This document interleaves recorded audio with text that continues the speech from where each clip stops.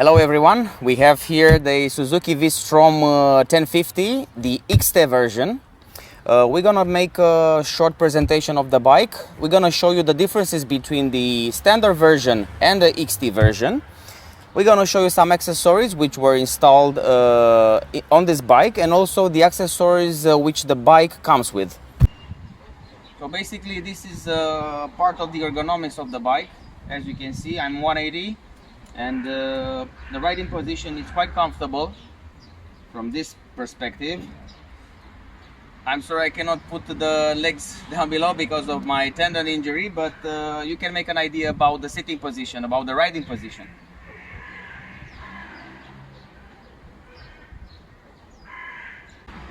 For the XT version, the seat can be adjusted to 870 millimeters from 850. In the standard version we have 850 millimeters, but this seat is set in the XT version for the 870 millimeters.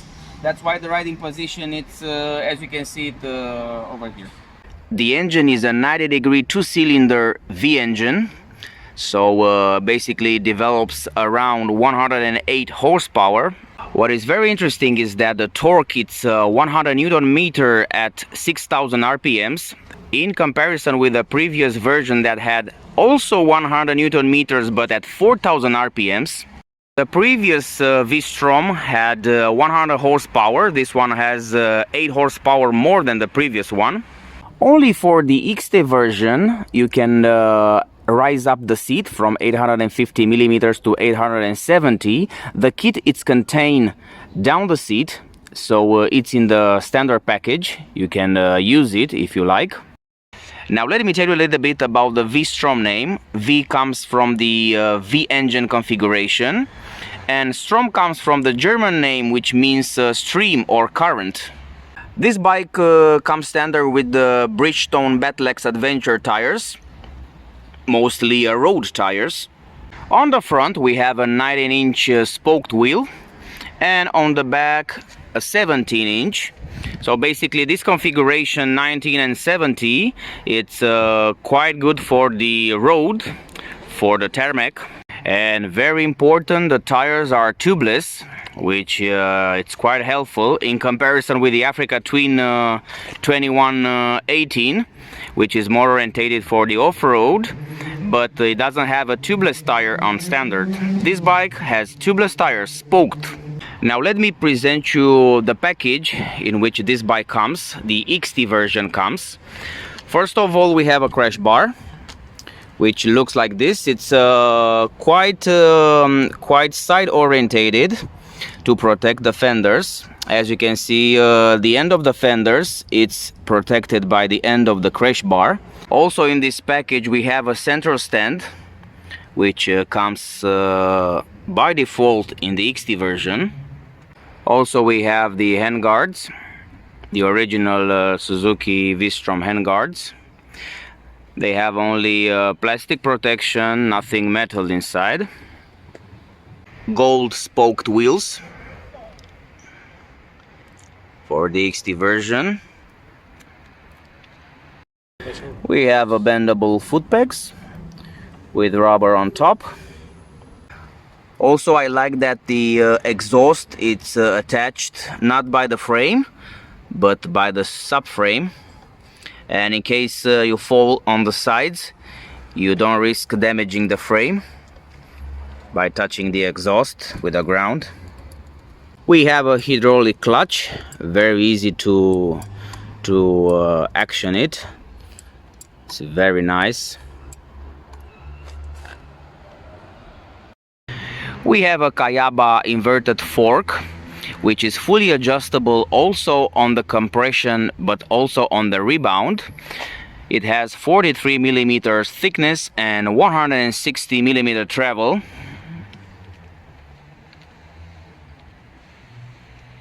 We have a 12-volt charging USB with 2 ampere. Is placed on the side over here, and you can charge it during riding. We don't have a bash plate, an engine protection. This comes optional. There is also this metal part here on the side. We have 165 ground clearance for this bike. Also a 20-liter petrol tank. The bike comes with a standard windshield, which is not adjustable. For this bike it was changed to Puig windscreen, which is height adjustable. From here you just open it and move it up, and it offers you quite a good protection to the wind.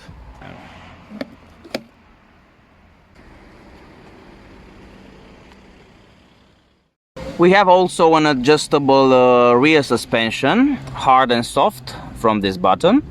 You can adjust it easily for better riding comfort. Over here on the dashboard there are 3 mapping modes for basically 3 riding modes. Let's start with the E. We have a E where we have traction control. This is basically the most powerful setting for the bike. The mapping of the engine is the most powerful. We have traction control at 0.3, ABS at 0.2. Then comes the B, which is average power, and the last one it's C.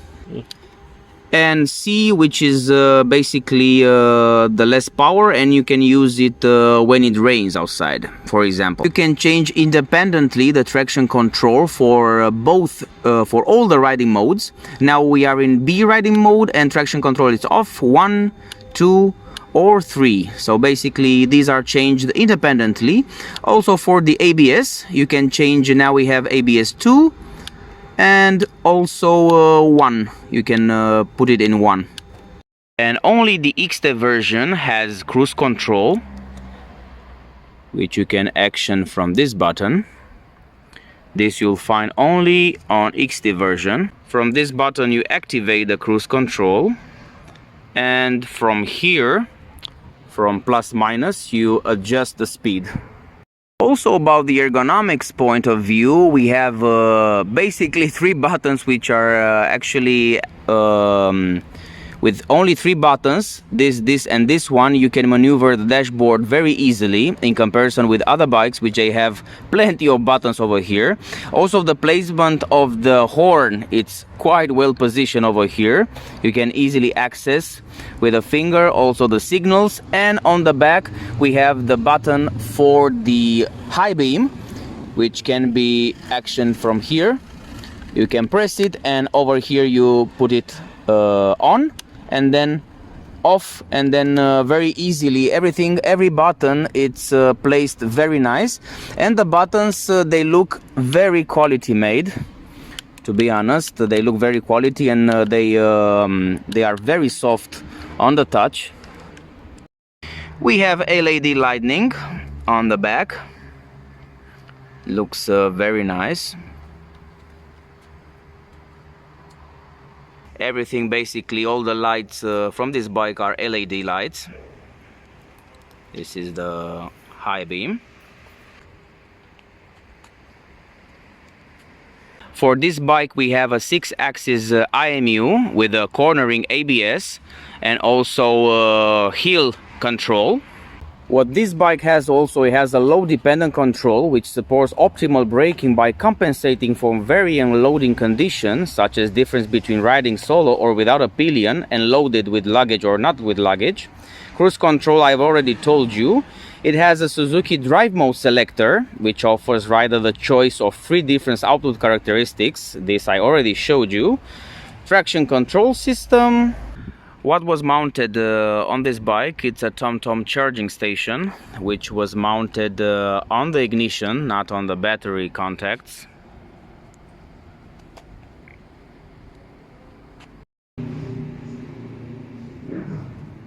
The seat, as you can see, it's quite straight in this area. I don't see many reason that the seat will push you forward.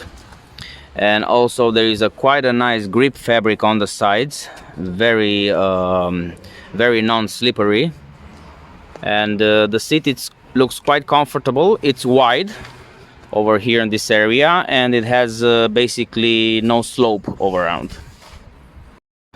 With this key you can unlock the pillion seat, And under the pillion seat we have the lowering kit for the seat, which is now placed here. Now we have a higher seat, and the lowering kit, it's placed under the pillion seat. And this power output goes until 36 watts. This is what has been told. And here the space behind the pillion seat. And here is the point where you can connect to the computer, to the bike's computer. This is a connection point. Under the driver's seat we have here the battery. The battery is placed around here.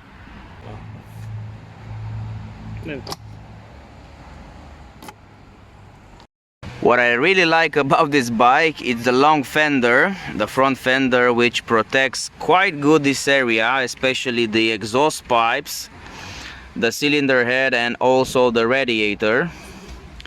It's quite a nice and very useful feature, especially for a bike that it's somehow designed to go also off-road.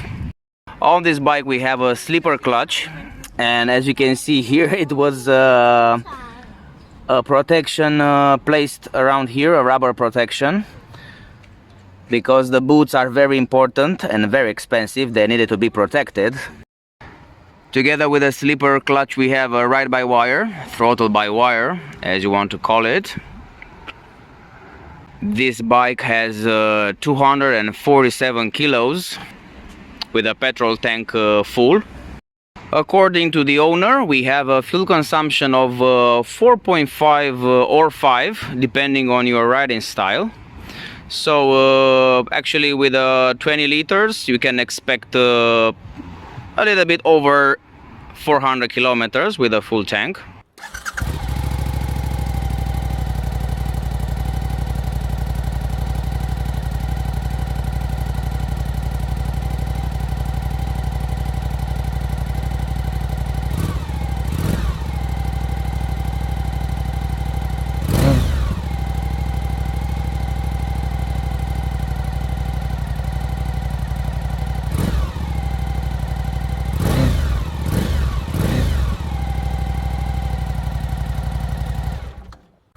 This was a video about the Suzuki V-STROM 1050 XT. If you have further questions, don't hesitate to place them on the comment section below. Until next time, bye bye.